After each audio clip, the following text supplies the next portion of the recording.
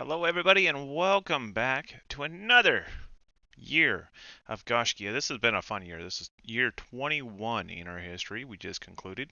This is a 2022 Gaiscioch Community Conference. We host these every year as we mark the end of our birth year. So 2001 was the year that we were founded. It's been a long journey, a lot of fun, a lot of epic friends and memories that we've made. We're going to be going right through this. Now, I did shorten it a bit. So this usually, like the traditional community conference would be like 2.5 hours, sometimes 3 hours. I am trying to cut it back a little bit for you guys and respect your time, respect your Sundays, get you back out there playing games. So I'm going to go through this as fast as I can. Be sure to type GSCH anytime during this live stream. We will be raffling off a game of your choice out of the Gaiscioch Loot Vault. I stock that vault full of games all year long. So if there's something in there you want, this is your chance. Type GSCH. Let's go ahead and get started. First up, the big question. So many people come into our community and go, what the hell is a Gaiscioch? Well, let's go ahead and show you.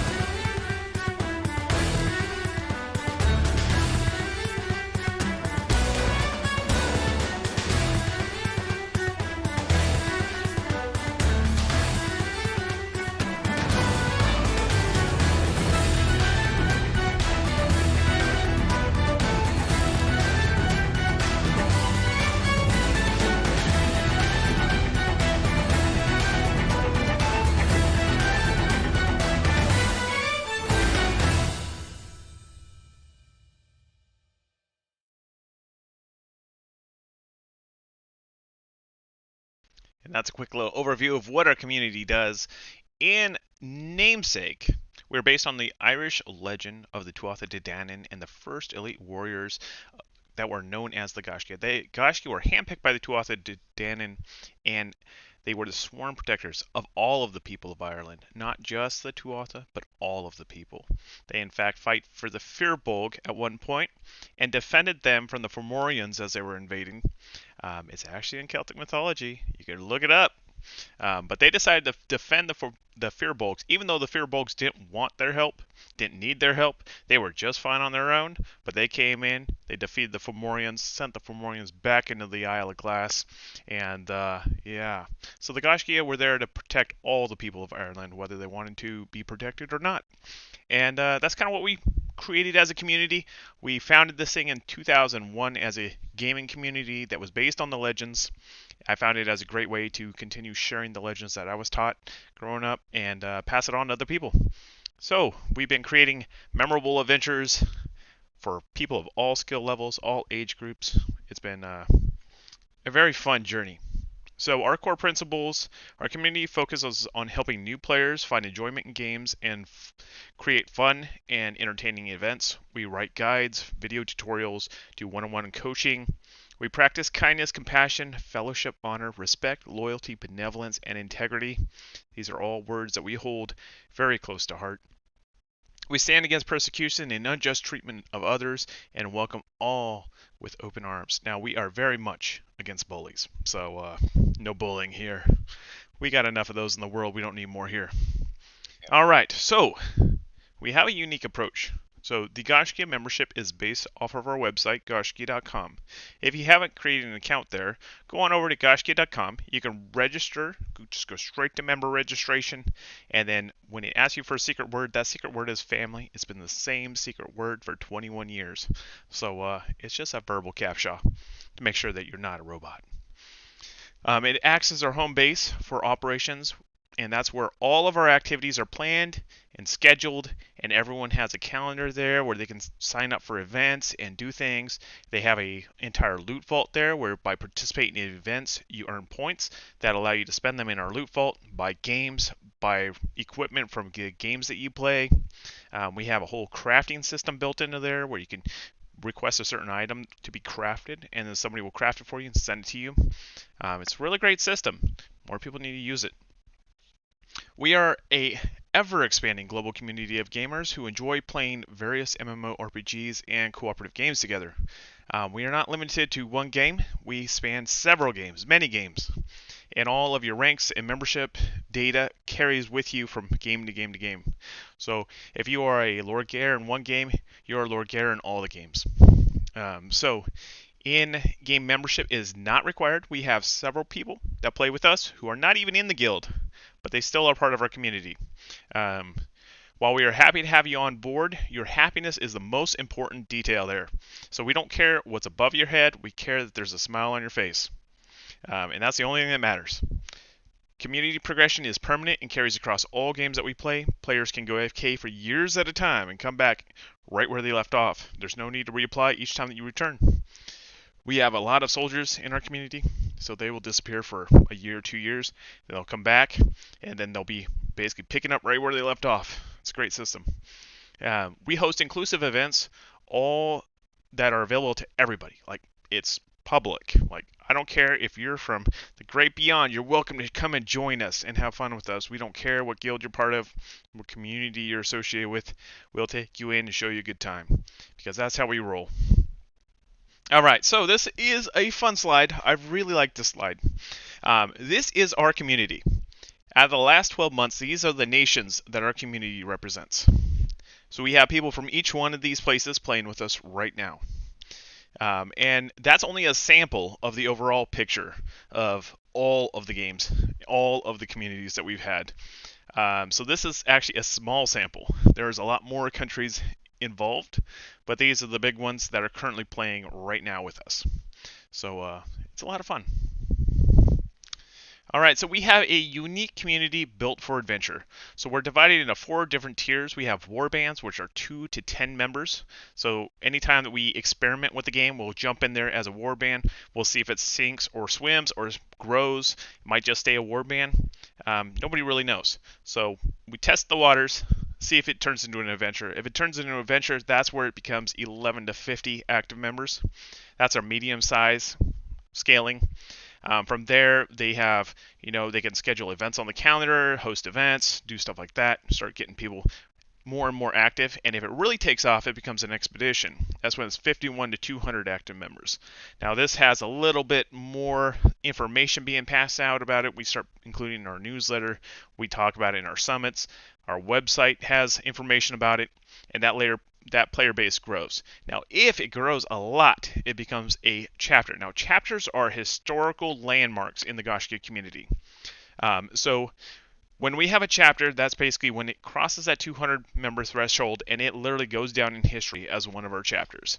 So these are kind of the biggest, greatest things. We've only had 7 in our history: Dark Age of Camelot, Warhammer Online, Rift, Guild Wars 2, ESO, World of Warcraft Classic, and then New World. Yeah, I think that's right. So, here we go. So, Dark Age of Camelot, 2001.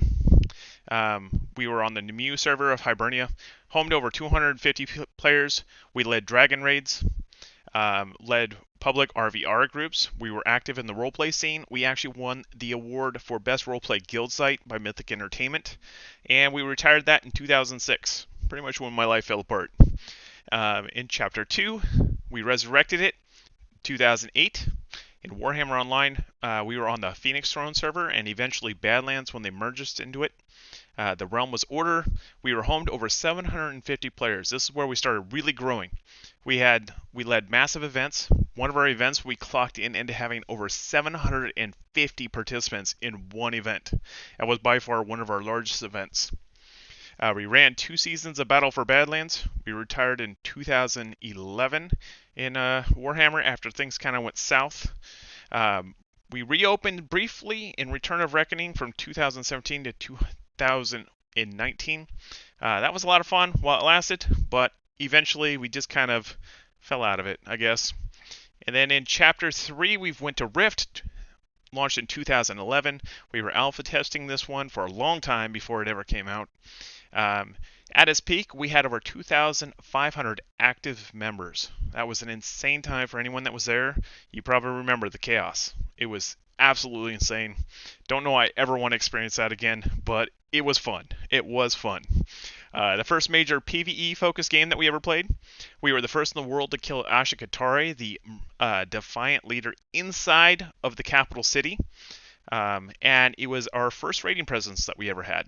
We ran 3 seasons of the Telara Saga, which was a large-scale public community event. We had, I think, close to 250 participants in that. And then we retired in 2018. Chapter 4, we had in Guild Wars 2. This one was named after one of our members, Roger Ordwar Rawl, who passed away in the development of Guild Wars 2.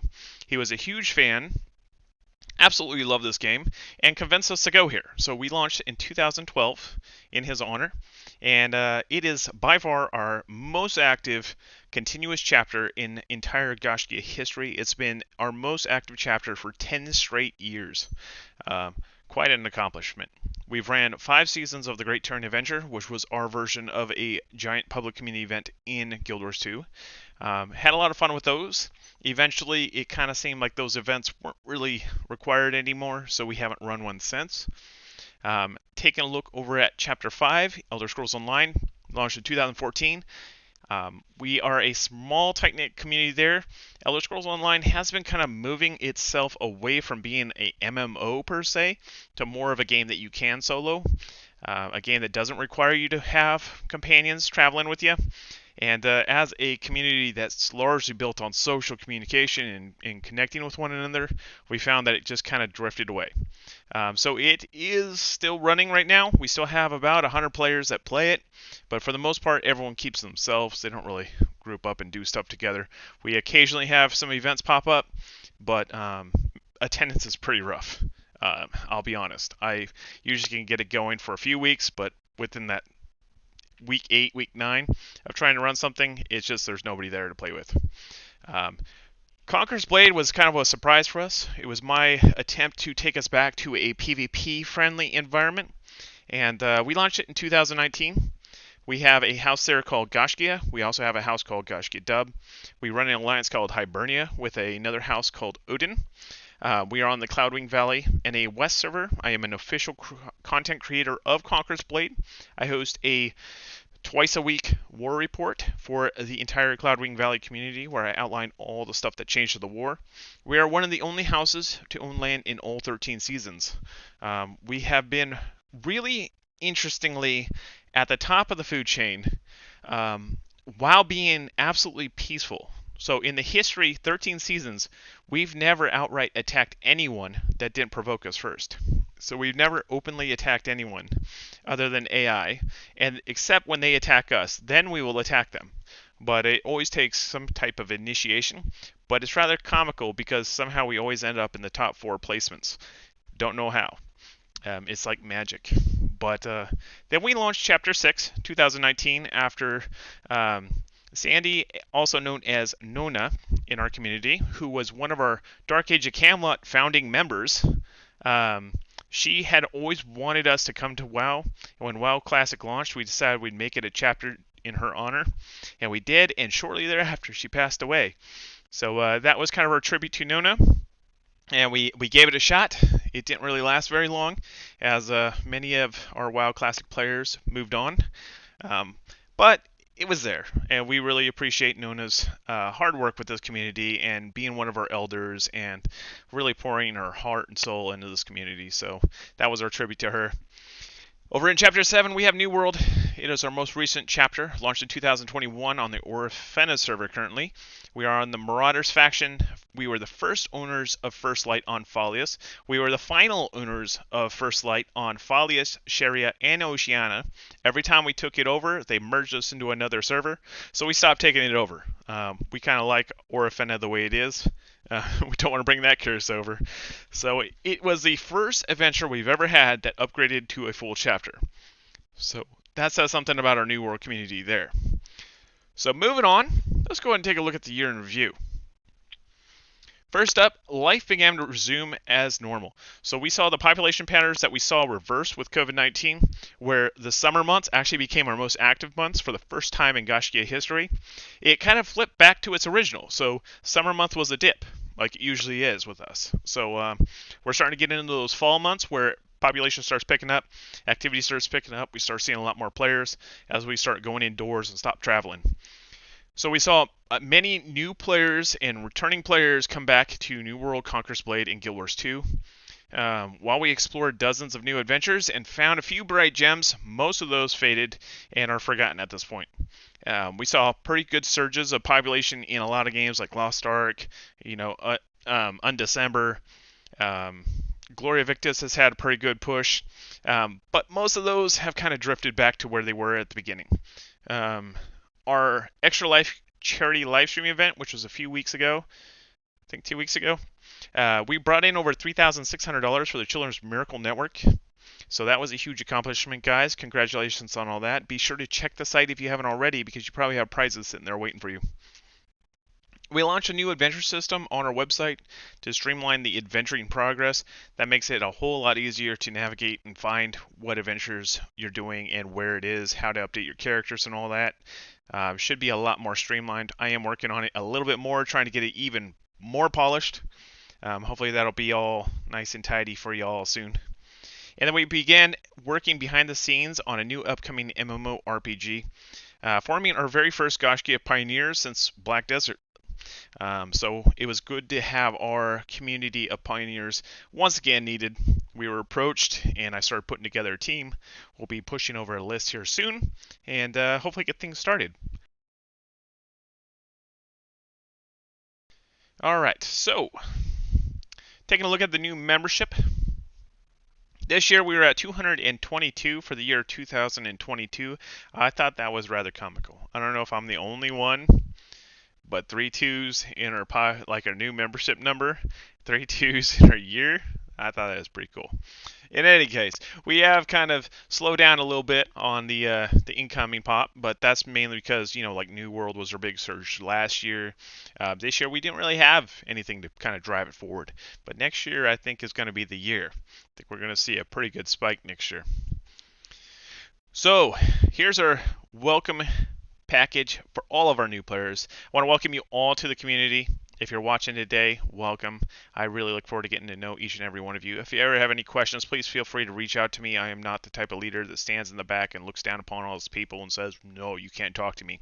I want each and every one of you guys to come talk to me. Feel free. I love you all. I'm here for you. Do reach out. I will help you whatever I can do. In any case. All right. So this year we had some big promotions. Kratos, Sigmund, Northwind, and Trithian all became warlords. Over on the Guardian side, we had K-Slays, Sindarian, Slain, Talvaja, Tentri, and Zurata all hitting the Guardian rank. Big achievements there. On our veteran side, we had a whole bunch of veterans. New members have turned into members right there. Congratulations to everybody. Big accomplishments there. And then for our Eldership Council going forward, it's pretty much the same that it was last year, except for one little change. We decided to bring Kaler on to help us with the Elder Scrolls Online community. Pedro has also volunteered to help out over there. So we have a pretty good set of people. As I said, Elder Scrolls Online is really kind of a small group right now. It's not needing a whole lot of maintenance, so we've kind of stationed a few people that continue to play it over there just to keep eyes on things. But for the most part, New World and Guild Wars 2 are pretty much our big chapters right now, and that's where we have most of our attention devoted. Alright, so what are we playing? That is the question. Can you guys guess what we're playing? Come on. Wait. So Curiel is there too in New World. I missed his name. Good call, Curiel. So Morgan is still an elder. Jeez, that's messed up. I'm sorry, Morgan. Alright, well, I'll have to get that fixed. Alright, so what are we playing? So here we go. This is what we're looking at right now. Guild Wars 2 is 60% of the population or the events being run right now. So if you're looking for events in Guild Wars 2, we got a whole lot of them running. 14.7% of those events this year were for New World, and then 11.6 were for Conqueror's Blade. Elder Scrolls is holding on to a 7.3% of that slice, and Deep Rock Galactica actually has a 4.5 slice. If you like Deep Rock Galactic, I highly recommend you talking to Kitty. She will love you forever. She loves this game. We have several people. Dorda likes this game. Several groups of people play Deep Rock, so if you're looking for a Deep Rock community, we surprisingly have one, and it's pretty popping off. People love it. World of Warcraft has been dwindling down to pretty much non-existent. It was a big slice of this chunk of pie, but ever since things in Classic kind of fell apart, it's been shrinking that slice up. Every time there's an expansion, we see a little growth, but then it disappears again. Alright, so the big one on deck right now, Guild Wars 2. Let's see what's new from Guild Wars.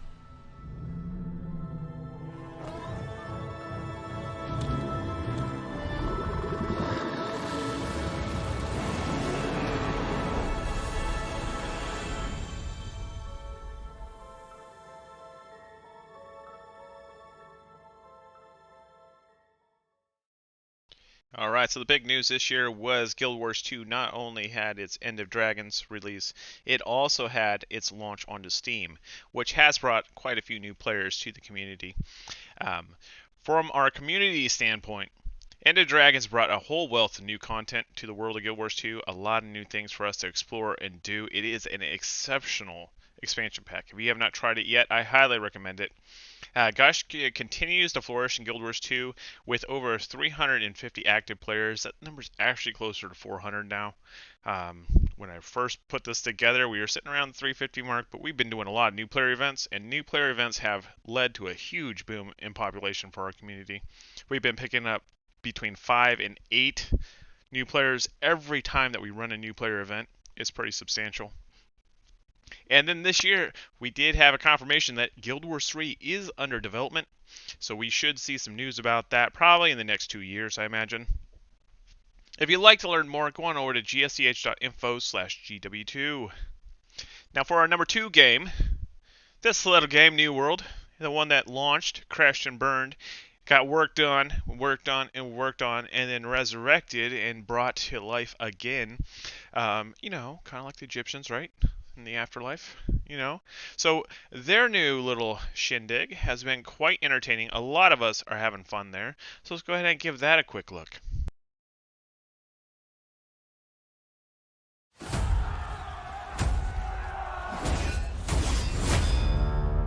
Legend speaks of an ancient place, lost to time. Brimstone Sands. For 5,000 years, its mysteries have remained hidden. Until now.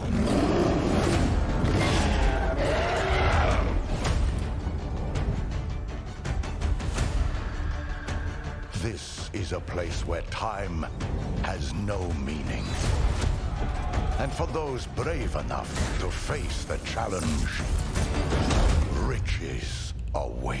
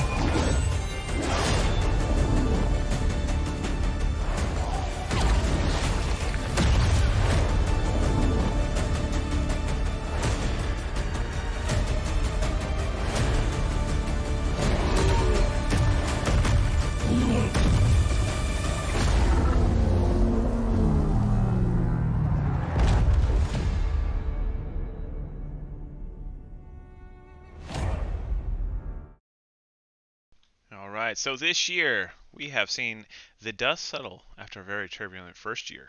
So it is now picking up. It for the first time in our New World history, we've seen the population start growing again. So it basically had its first year decline, like most games do, but usually a game just gives up and it just crashes and burns and goes away. This one was kind of like ESO, where it launched, crashed and burned, but they kept working on it, and their devotion kept pushing it forward and fixing it, making it the game that they always felt it could be. And now we're starting to see that increase, just like we saw with ESO. So the game is drastically improved from launch. So if you played it in launch and you're like still holding on to those, broken dreams and impressions, it is drastically different now. Things that you probably felt as great agony have been resolved.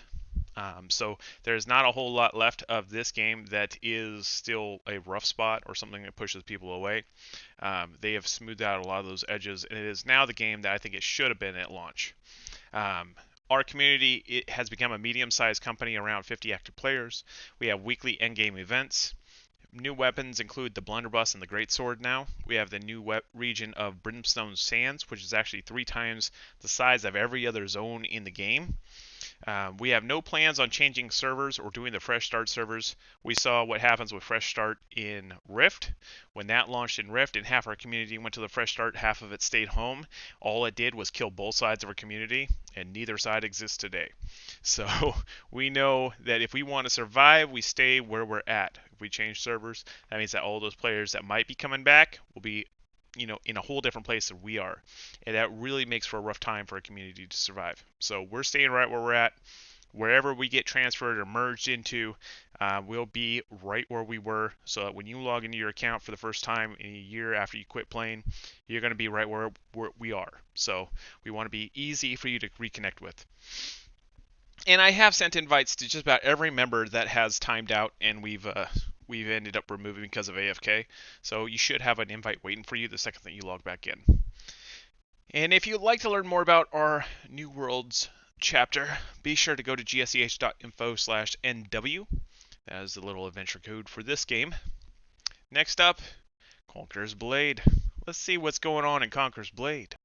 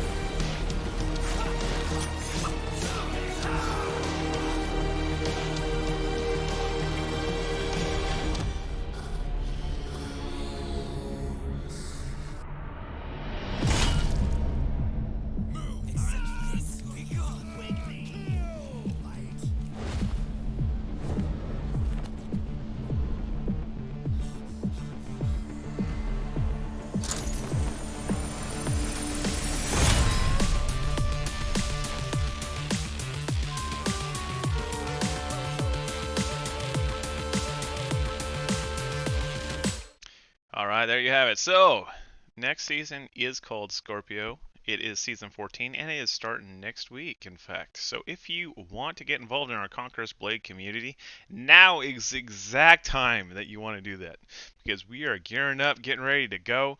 And this is a look at last year's season history. So, we started off on season 10, ended up in 3rd place. We secured the Southlands near Limba, all the way to the border, the South Borderlands there. Pretty much got everything. We were getting the understanding of the new fief system because they kind of changed how fief quests work. Took us a little bit to get the hang of it, but we figured it out. Season 11, we again ended in 3rd place as an alliance. We returned to the southern borderlands, locking up everything south of Teesum. In season 12, we went on a little bit of a walkabout, and we decided, you know what, we gotta learn to fight. After just getting walked on by people, we're like, we gotta get good at fighting. So we went over, we fought the cohorts for a while, which are some of the toughest guys in the whole game. I mean, these guys are all like level 3000 and stuff. It's insane. And so we fought them, but we ended up in 4th place, and we did something that Gaiscioch had never thought it was going to do. We actually attacked the capital city. We ended up getting into Regionopolis area and scored enough land to be able to siege the capital city. We sieged it against the Yellow Turbans. We lost, but we did last about 10 minutes, so that was good. We didn't expect much, but, we pushed all that way, had to finish it off. Then in Season 13, this last season, it was a really interesting season. Like, this one group that was our friends for 2 straight seasons, for all of Season 11, all of Season 12. They were our friends. They came and attacked us, wiped the floor with us, burned us, brought 100 people to attack us. It was insane. But what that did was lit a fire between the whole server, and the whole server targeted them, burned them to the ground, pretty much waylaid everything. We were given a bunch of land to settle up on in the northern borderlands, and oddly enough, by the Yellow Turbans, who were our mortal enemies for a long time there. And so the Yellow Turbans took care of us, which was weird. Must say that was the most strangest experience of my life. But we ended up in 2nd place. So I don't know how that happened, but we went from basically being burned to the ground by our friends to being in 2nd place at the end of the season. So, hey, things worked, right? And then, so now we're looking at Season 14. We're actually looking to rebuild our funds because we spent a whole lot of money the past 2 seasons. Decide, you know what, we need a fundraising season. So we're going to think small, build big, and work on building up our resources as much as we can. So this next season is all going to be about fundraising. Should be a lot of fun. We're going to be doing fights every single territory war. So be sure to come out. We got some good plans for those. Just going to be going out having some fun. In any case, our 4th chapter here in our lineup. This is our 4th place game for the year. Elder Scrolls Online. I do absolutely love the storyline of this game. It is exceptional. I just wish that they would focus more on letting communities flourish. Be a group. Play with friends. We don't need henshies. We want friends to play with. But, it's still a wonderful game. I really have a soft spot in my heart for this game. I keep trying to go back and hope that people play with me, and nobody does. But it's, I got Pedro. Pedro's been playing with me. Don's been playing with me. Izzy comes along. But it'd be nice to have more friends. So if you want to play ESO, check out what's coming up. A lot of good stuff coming. Invaders. Destroyers.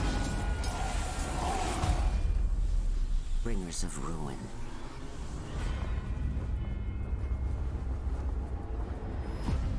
They came to our isles, took our homes. Now the time of the prophecy draws near. Today, Fire Song's circle takes back what is ours. Long ago, Druid King Cassarain led us across the sea to these lands.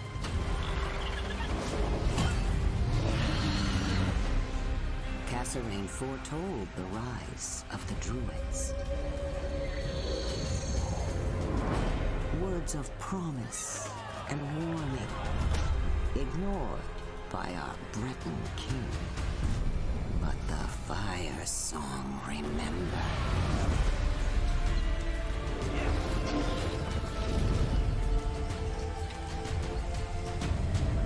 The Druid King's dream lives on in me. I will finish what was begun. I will make the ancient words come true. And soon, these sacred islands will bow before a new Druid King.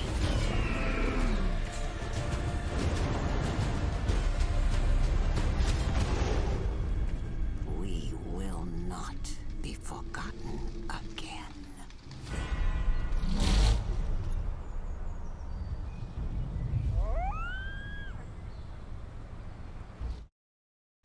right, so Firesong is the latest little DLC for Elder Scrolls Online.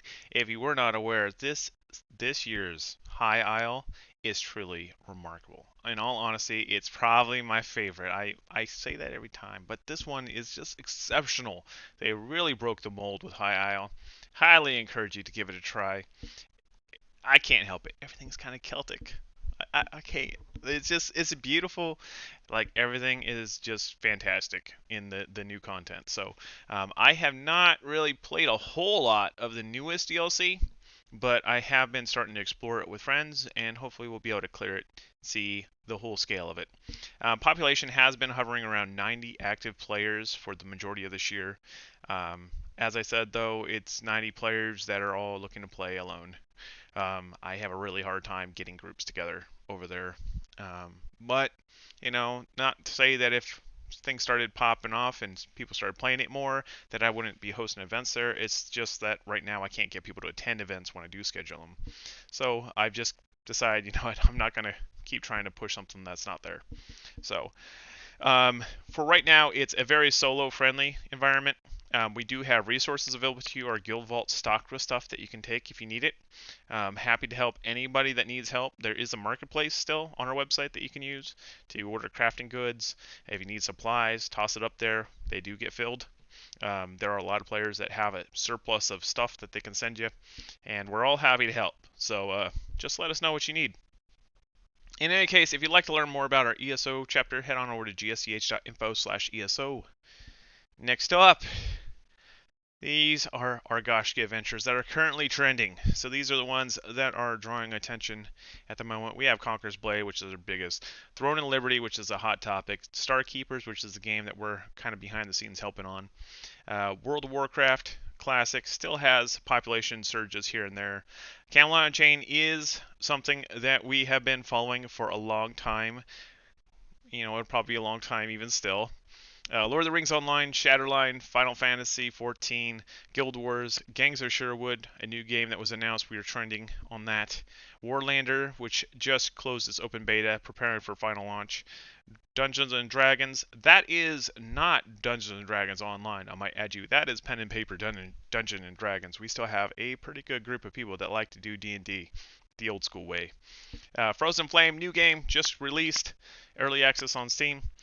Deep Rock Galactic, always a popular one here. Gloria Victa, still popular among our community. Path of Exile, V Rising, Foxhole Inferno, Soulframe that was announced this year. Basically the successor to Warframe, with a little Princess Mononoke spin on it. Arc Raiders, Almighty, Kill Your Gods, Camelot Unchained, Ashes of Creation, Undecember, Nightingale, Space Punks, Diablo 4, Into the Echo, Lost Ark, Lord of the Rings, Return to Moria, and The First Descent.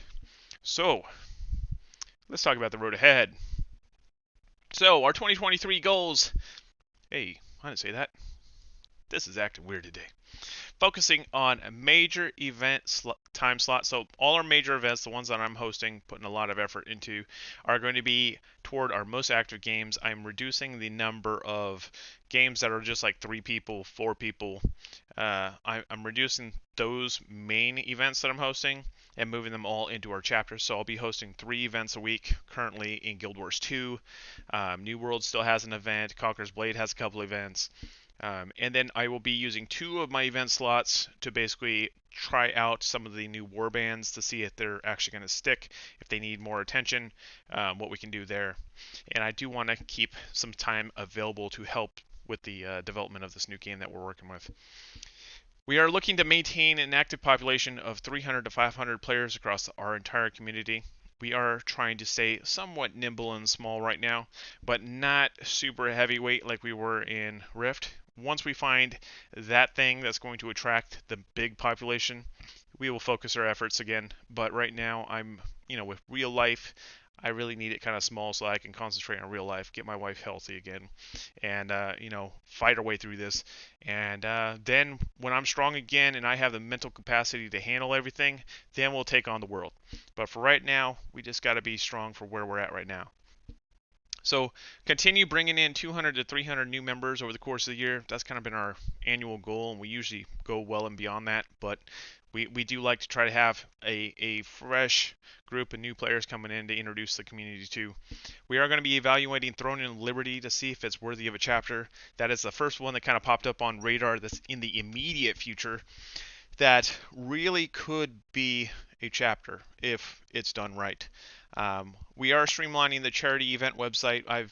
This last year I found quite a few little kind of troublesome spots where people would get confused on what they're supposed to do, and I really want to kind of make that as easy as possible for the charity event. So I'm going to redevelop that site and hopefully streamline it a bit. We're also going to be assisting in the development of upcoming MMORPGs. We already have one on the table that we're helping with.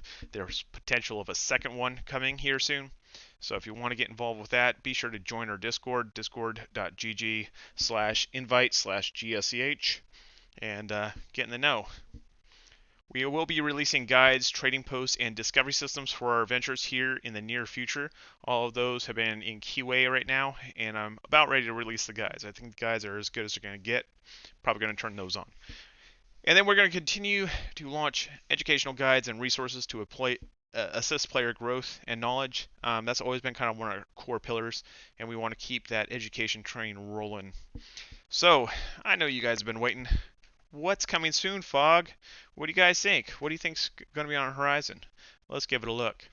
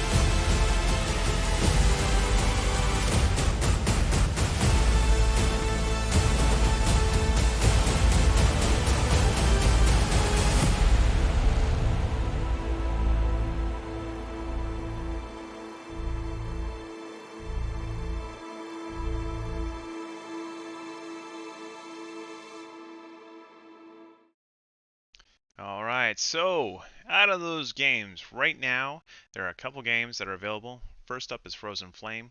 If you have not seen this game, it is rather cute. It's fun, friendly, it's crafting and exploration, a little bit of free running, some flying, some falling. It's all kinds of indie fun. So it's a challenging exploration and survival adventure set in a dying world of dragons.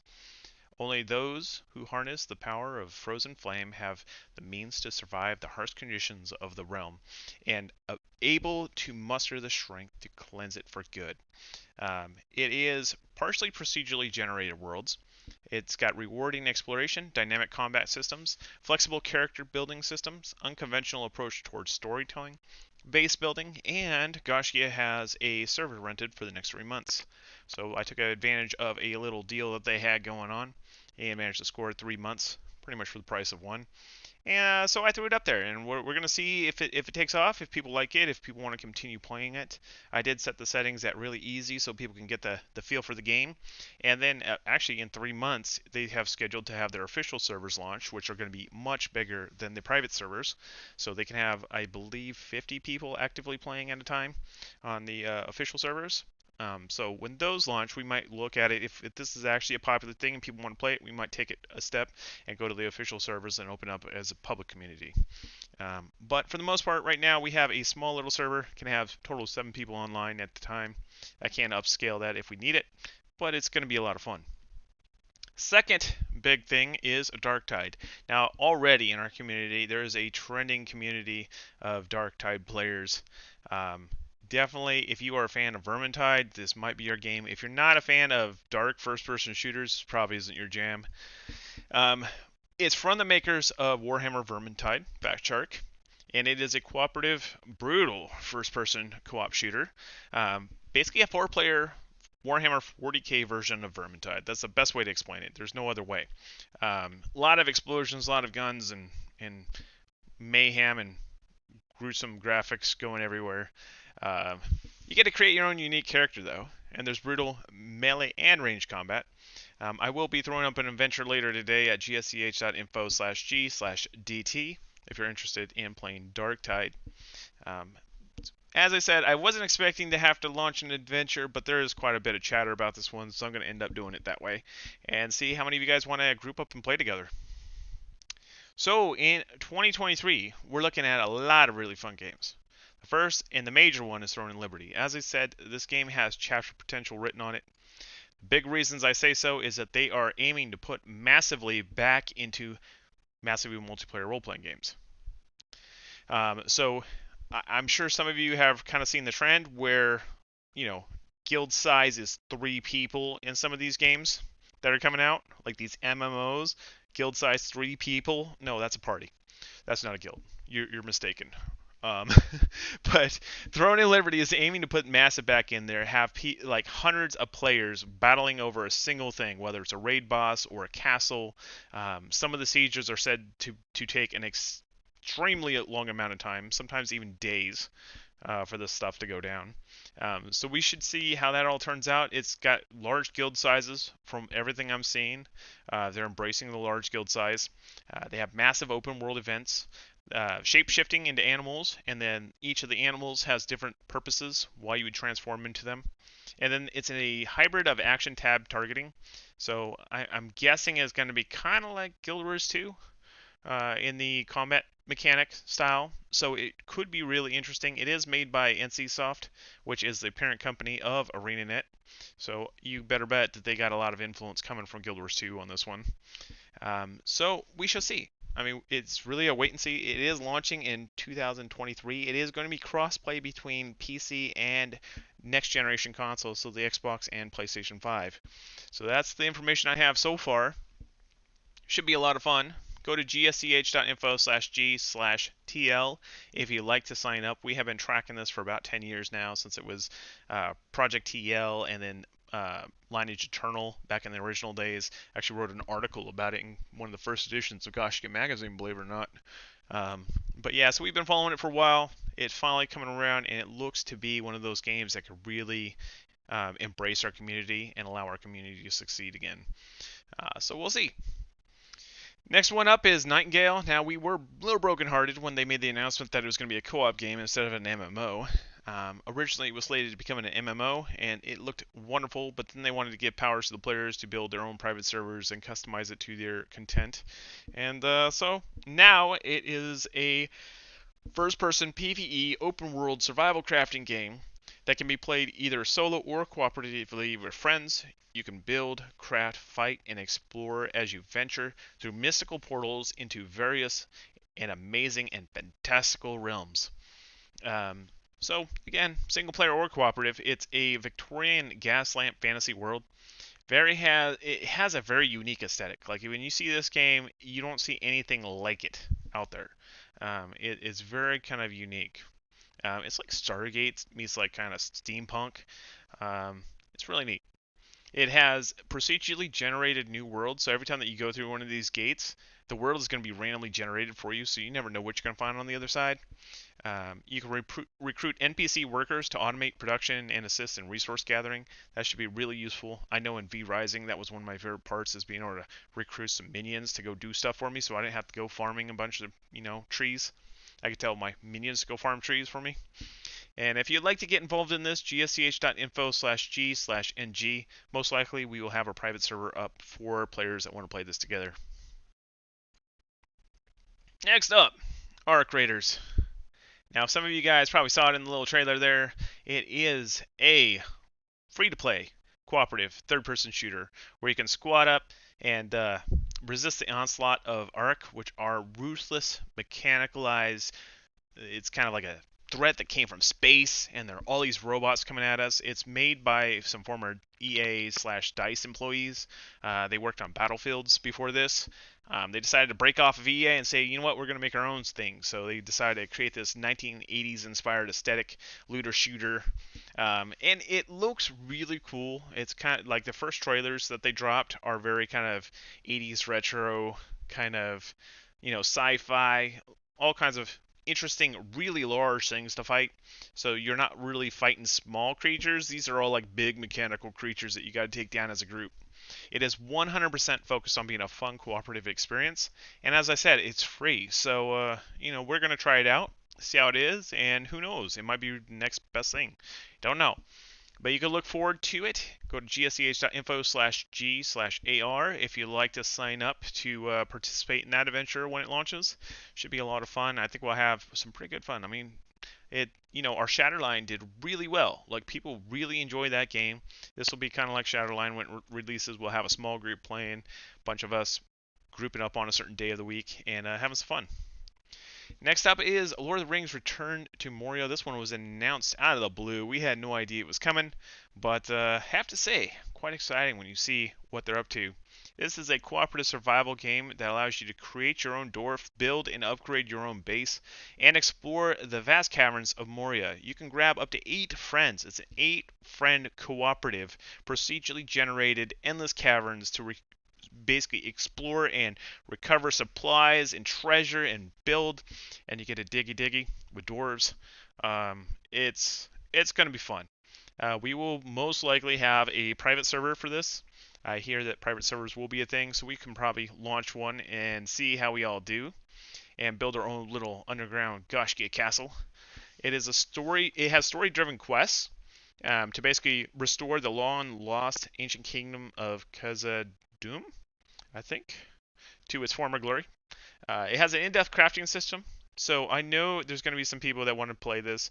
We are going to be playing it together, so feel free to go on over to gsch.info/g/rum if you like to sign up for the adventure. Should be a lot of fun. Last one on the list is The First Descendant. This one kind of sparked up curiosity really quick. And yeah, it's a 4-player cooperative, kind of an MMORPG looter shooter.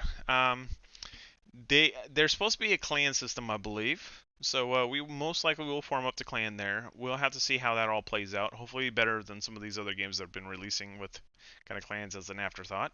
There are massive boss fights that are quite engaging. From the ones I've seen from the streams that were going down, it looks pretty cool.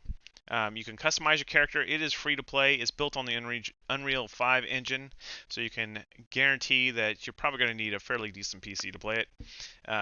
But you can go to gsch.info/g/tfd if you'd like to sign up to join up and play together. It definitely does look like a sci-fi division from everything I've seen. So definitely check it out. All right. So the full list of games that we've been watching. Now, this is literally every game that's on our board that I am on a daily basis tracking and watching what they're doing, watching their news, trying to make sure that we keep eyes on everything. And there are actually some games that aren't even on here, that are lesser, that I don't think are really newsworthy yet. But for the most part, take a screenshot of this list or rewind the video, memorize this list. These are the games that are coming out in the next couple years or launching officially this year, that we are kind of keeping our mind on. So all the ones in green, we will have adventures planned for these. These will all have adventures. The gold ones are ones that could potentially turn into chapters, given the right situation. These are the ones that we feel actually could support something of a chapter size.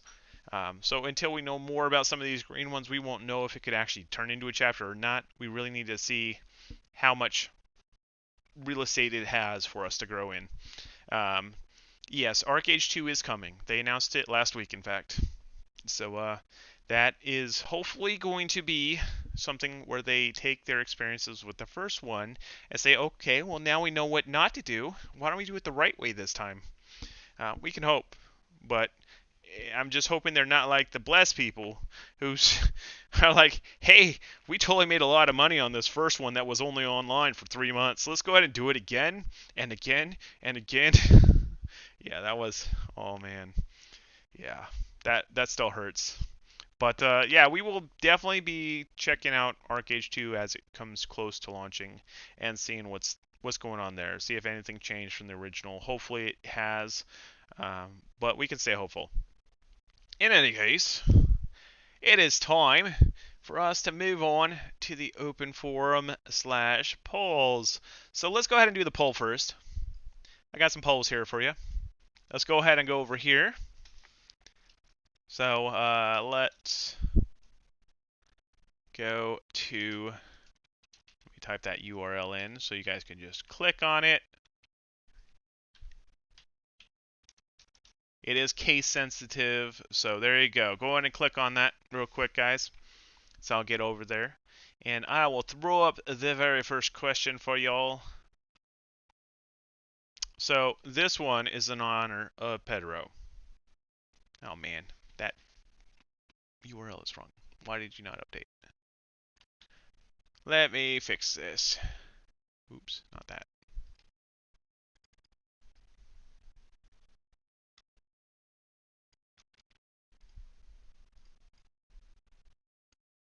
All right, fix the code down there at the bottom. All right, so we're getting there, guys. Keep voting. Keep voting. We can do it, no people. We can do it. Your vote matters.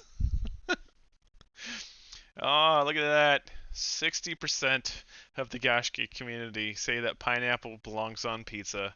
Sorry, Don. I think you've been voted off the island. Oh, man, it's growing even more. Oh, man. This isn't good. All right. Well, sorry, Don. I guess pineapple actually does belong on pizza. So first, the developer of a video game confirmed it, and now the Gaiscioch community verifies the facts here. 63.6%. Yeah, 63.6% say pineapple belongs in pizza. Sorry, Don. You lose. All right. So now for some real questions here. Which major Gaiscioch adventures are you part of right now? Go ahead and cast your vote. Let's see what you get here. All right. There we go. Got a whole bunch of people. Look at those bars jump around. 24 votes, 26 votes. We're getting there. Oh, look at that. New World. Representing. Alright, New World and GW2 going neck and neck right now. There we go. Alright, looks like we got 30 votes. Anyone else want to cast a vote? We got 44 people on Twitch. 30 people have voted.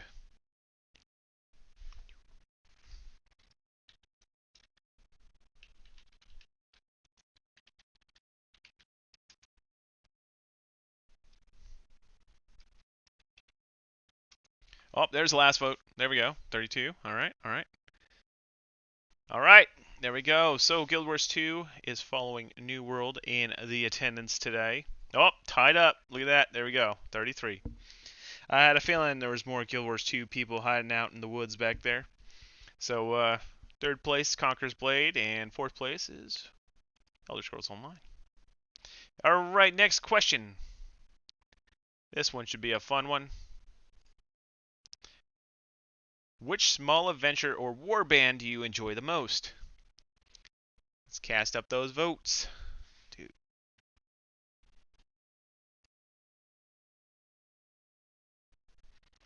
There we go.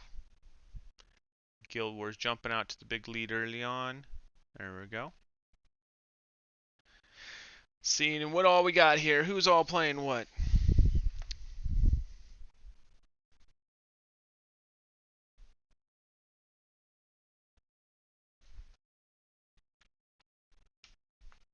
All right, here's the vote link for everyone tuning in.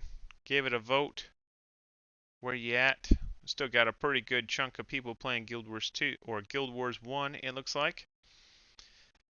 Gloria Victus with a 12.5.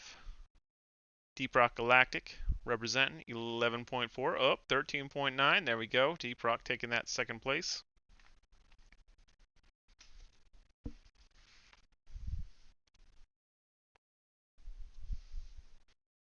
Alrighty. Looking good. Alright, I think that's everybody. We got a whopping 36 votes there. Pretty close to the 43 people here. So that's good enough. Let's go ahead and go to the next. Alright. Which upcoming Gaiscioch adventure do you look forward to the most? Well, which ones are you looking forward to? You can multiple choice this one. Alright, there we go.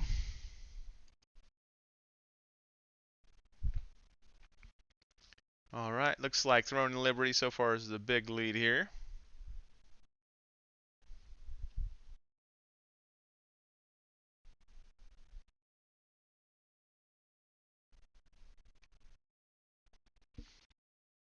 Alright, 46 votes, 23 participants. Here we go. Alright, looks like it's slowing down at this point. We got 28.6% for Throne and Liberty. Return to Moria has 21.4. The First Descendant 12.5. Then we're tied with Warhammer 40k Darktide and Arc Raiders, followed by Nightingale, and then lastly Frozen Flame. The little indie game that could. Alright, so I believe I have one more question for y'all.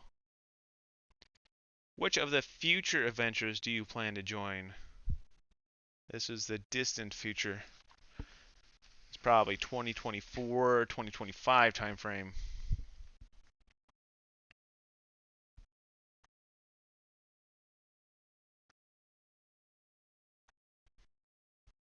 Alright. There we are. Pretty even split here. Jumping all around. There we go.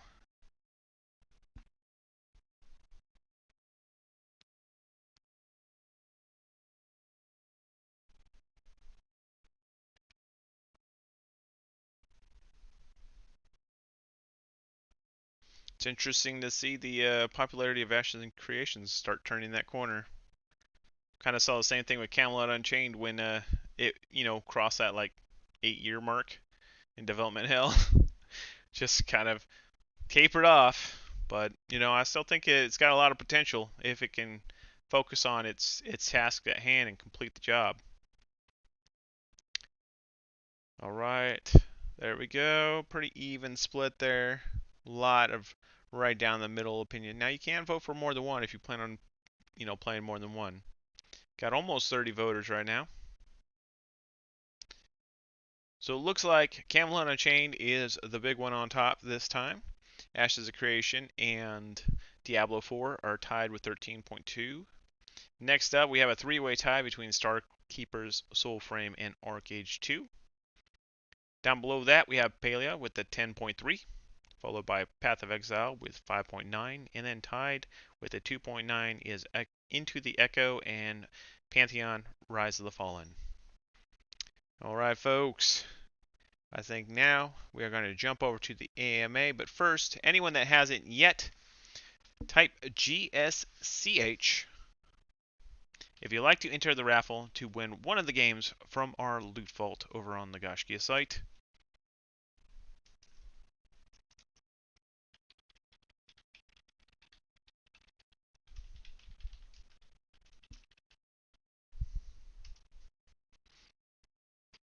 Let me toss you the URL so you can see just what the Gaiscioch loot vault is and what games might be available for the taking over there. At this point, go ahead and join us over in Discord. I'm going to unmute my microphone there and start talking over there. So you will want to mute the stream when we do this, otherwise it's going to feedback loop and it'll be absolutely miserable. So mute that stream and we'll go over into Discord and discuss.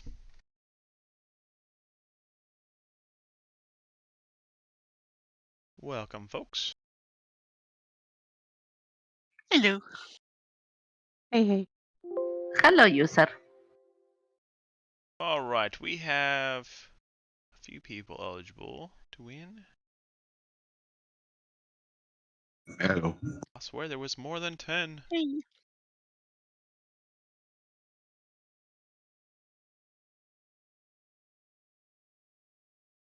Okay, there we go. It updated its number. It's 19 now. I was going to say, there's got to be more than 10. There's a lot of dots here that say that they've entered. Is that All Alani, right. is he? We are rolling. Yeah, that's me. Pedro, congratulations. You win this Yay. giveaway. See, told you. I will shoot you the... Well, pick a game from the loot vault and just send me the name of it and I'll shoot you over the code for it. Oh, I thought you said congratulations on the pineapple winning. Oh, no. You won more than that. That's you an win a I'm pineapple sorry. pizza. Yeah, congratulations, you win pineapple pizza. Can I have Don to send me one from his place? You don't want it, trust me. Alright, folks.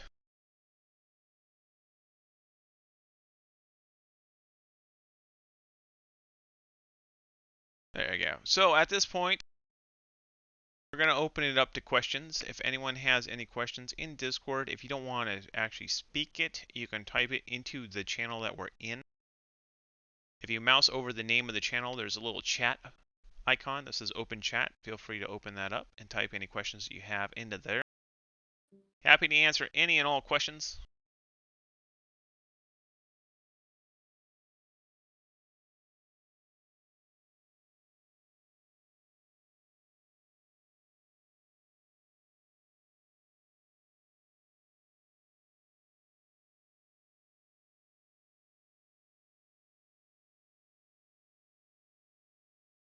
Wow, that's silence. So I have reinstalled Conqueror's Blade, having not played in anything since the first 3 seasons. Is it going to be difficult to catch back up, or is it not Oh, no. difficult? No, it's like way easier now. In fact, you're going to want to throttle how much player EXP you earn. So if you're not 100 yet, don't push past 100.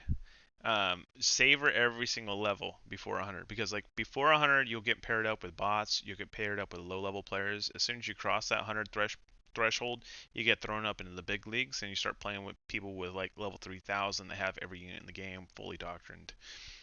It gets pretty miserable. Now there is a mercenary system that you could rent units from, and next season there's actually going to be a unit sharing system so that you can borrow my units, for example, which is going to be great because everyone can you know, go ahead and just borrow Fog's units. I need some good units for the day, and let's go ahead and use his. All of my I have pretty much every single unit as well, and I will be definitely putting them all up on in the unit sharing library. That sounds like a great feature. So it's very much easier to level than it used to be. Just to give you an idea, it took me a year to get to level 100. All of my alts, I have 30 alts, and all of them are over level 100. Not doing any siege matches at all, just doing fief quests. So it is not hard to level at all anymore. So Yeah, just take your time. Don't use any player EXP bonuses before 100. After 100, then you can pop them off. And then I did create a guide that's gsch.info/cbnpg. That is a new player guide. It's not just for new players. A lot of that stuff I didn't know until I was 500, and it's life changing, including a unit plan for what units to go after first. Highly recommend switching your season goals and going after season 3 first. It's very useful. Get you a lot of units that will counter a lot of tier 5 cav, and a lot of the top dog units. So highly recommend it. But yeah, now is a great time to get involved. It is a new season. Gaiscioch will be in the Borderlands next season, so just make sure to choose the Borderlands when the new season pops up. Next question I have from Sindarian. Are you planning on any new engagement events for GW2 chapter like Great Tyrann Adventure? Um, the only reason that we haven't done Great Tyrann Adventure is because I haven't had the support population to be able to host something like that. If I had, a warband of people showing up to my events and I felt that we could attract 100 plus people to my events, I would most certainly run them. But right now, I'm lucky to have 15 people come to my events. Most of the people that attend my events are outsiders, and it's really hard to organize something on that scale. Crafting legendaries to give away, the prizes to give away. It's all a lot of work, and right now, with my life where it's at, I don't have the time of the day to put all that effort into building all that stuff. So it's more, my wife is fighting Lyme disease, and we're years, pretty much 2.5 fighting it. Fortunately, we've gotten the seizures to stop, but we're still doing a lot of brain therapy and a lot of other system therapy to try to get her back to being able to drive again, to function as a grown adult again. But it's a long journey, and I just don't have the time and effort to be able to pour into a single game that requires with the Great Tyrann Adventure. That was a lot of work.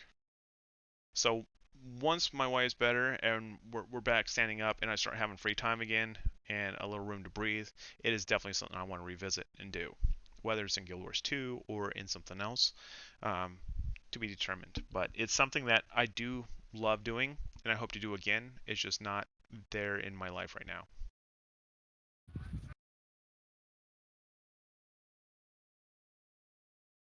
All right, so Pedro asks, what are the plans to increase recruitment and retention? Well, we are working on rebuilding our community site, trying to streamline it.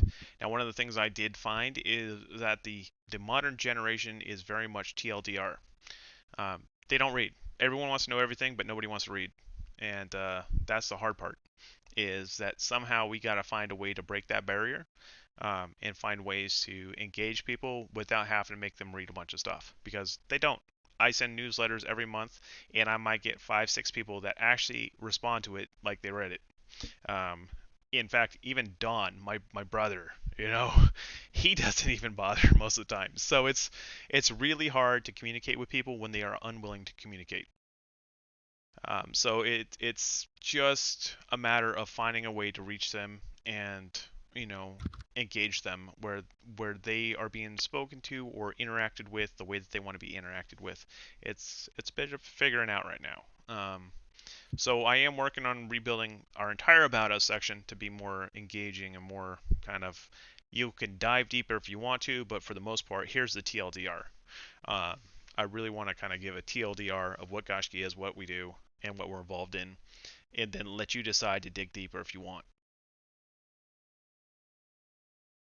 But retention wise, we got to get people going back to our website, and I can't do that alone. Like, we got to get people, all of you guys, all of you, pushing people towards the website. Get them registered. You all know the secret word. It's been the same secret word for 21 years. Um, get them registered to the website. Get them logging in. Get them interacting with the calendar, signing up for events, RSVP, and saying they're going to be there. They get notifications when you do that. We have a marketplace still. That's going to turn into the trading post later this year, where pretty much all games will be able to, interact with one another. Say, hey, I have an item that, I have available. If anyone wants it, go in and take it, and they can basically claim it on the site, and it'll get sent to them. The problem is if we don't, as a community, we don't get people back to the website using the website, they're never going to know that somebody's filled their order. that somebody has this weapon that they've been wanting, this legendary that they wanted. Somebody's willing to provide to them, but being they don't say, okay, I accept this, they're never going to get it. So we got to have people interacting with the website because that's our hub, that's our home, that's where we go for information about what's going on in this community. And if we're not going there, our community is not surviving. I'll be honest with you. It's we can't be all individuals off in the wilds doing our own thing and not participate in a community and still call us a community. There has to be somewhere where we all go and meet. So that, in a nutshell, is what we're doing for increasing recruitment and retention. We got to change the way that we communicate. That's the biggest thing, and we got to encourage people to come back and be a part of the community.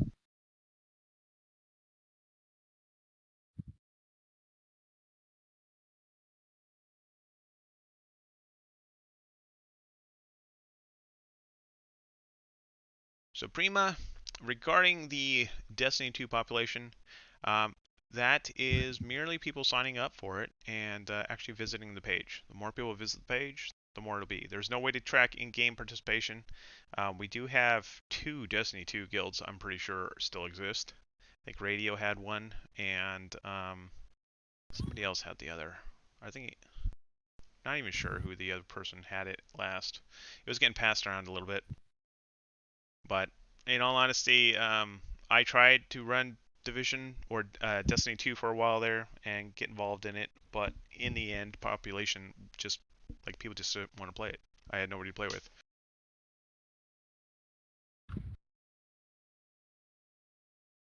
And that's the bottom line with me, guys, is whatever I'm doing, whatever game I'm playing, I will continue doing it till the end of time if people come and support the event. If the event dries up and nobody's coming, I will move it to somewhere where it is. And that's just the way I roll because I want to make sure that my time on this planet is used to influence the most people and get the most people having smiles on their faces. And when it's just me by myself, if there isn't a game I play that's just me by myself, I'm always with somebody in everything I do. So it's the more people I can be around, the more people I can share my time with, the better.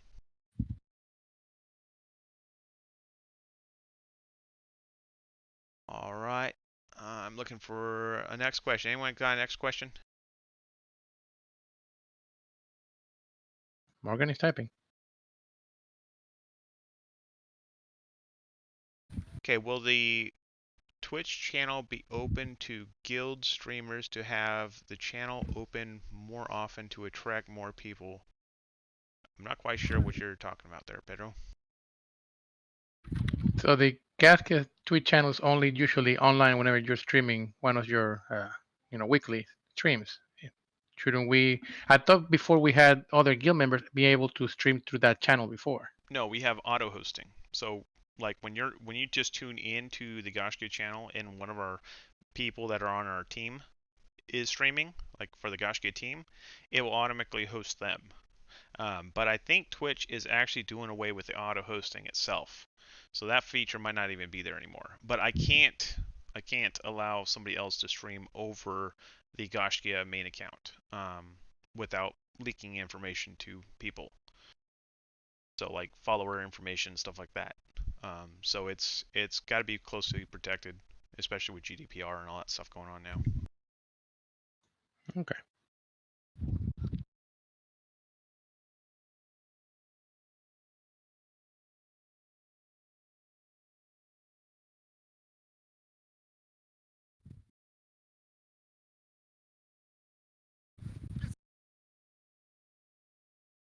All right, I'm sifting through some of these chat messages.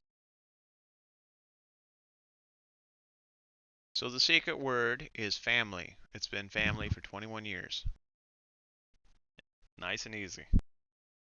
Originally, believe it or not, the Gaiscioch were called the Gaiscioch family. That was their original name. AKA the warrior family.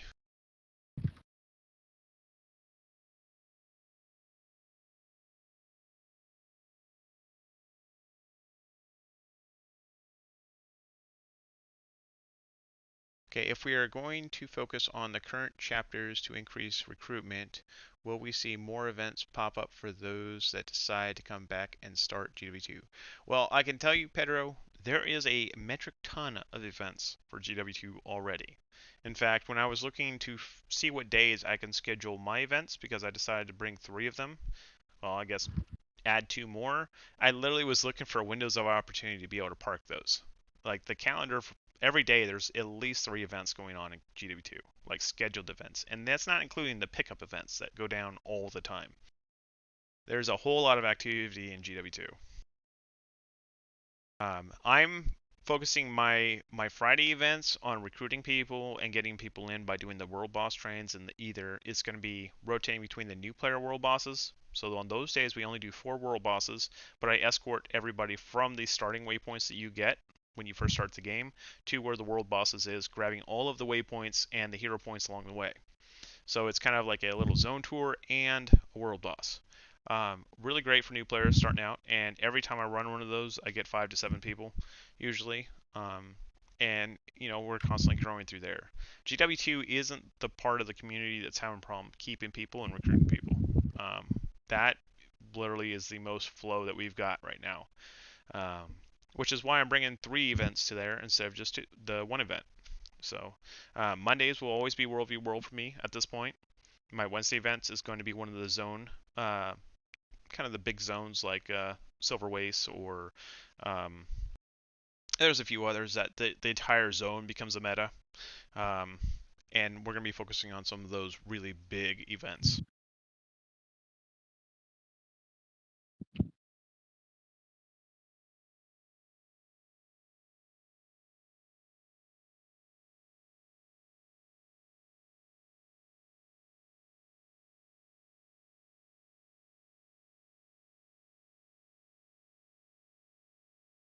And then I believe Zendarian's looking at starting up a Guild Wars 1 campaign to basically play through the original Guild Wars 1 campaign. If you're interested in that, hit Zendarian up. I believe that's an 8-player game. Pretty sure it's still 8-player. Or less than that and bring a few henchies.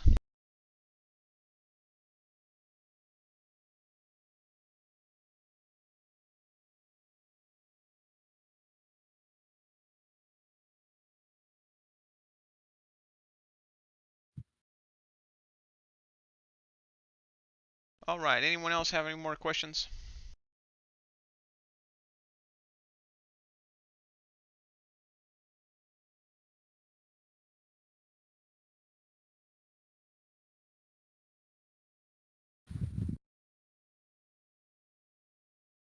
Now there's a link in Twitch to the Guild Wars 2 area, and inside there you can click on the events tab and see our weekly calendar.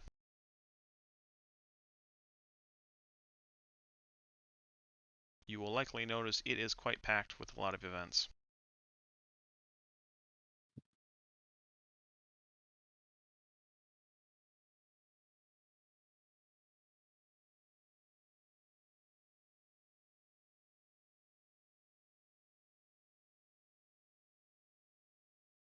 You're very welcome, Varder.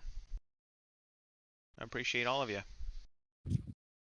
Yeah, over the next year, I'm going to be hopefully bringing some new population in. Once we get Throne Liberty off the ground and take a look at that, maybe it'll sink, maybe it'll swim. Don't know. We haven't had a huge amount of luck with a modern MMORPG, but this actually looks like the first one that is going to allow us to be Gaiscioch size and not have to like work around it with like 6 different guilds or something stupid like that. This is probably the biggest guild system I've seen in a long time, so it'll be good to actually be able to grow and not be, stuck in a trash compactor.